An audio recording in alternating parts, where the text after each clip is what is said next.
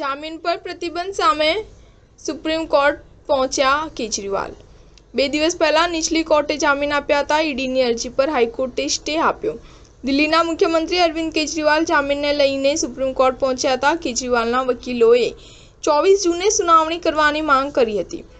હકીકતમાં 21 જૂનના રોજ દિલ્હી હાઈકોર્ટની વેકેશન બેન્ચે ઈડીની અરજી પર સુનાવણી કરતા ચુકાદો સંભળાવવામાં આવે ત્યાં સુધી જામીન પર રોક લગાવી દીધી હતી। બંને પક્ષોની દલીલો સાંભળ્યા બાદ કોર્ટે કહ્યું કે અમે 24-25 જૂન સુધીમાં ચુકાદો આપીશું, ત્યાં સુધી જામીન પર સ્ટે રહેશે। 20 જૂને રાત્રે 8 વાગ્યે રાઉઝ એવન્યુ કોર્ટે અરવિંદ કેજરીવાલને જામીન આપ્યા હતા। ન્યાયાધીશ ન્યાયબિંદુની ખંડપીઠે કહ્યું હતું કે ઈડી પાસે અરવિંદ કેજરીવાલ વિરુદ્ધ કોઈ પ્રત્યક્ષ પુરાવા નથી।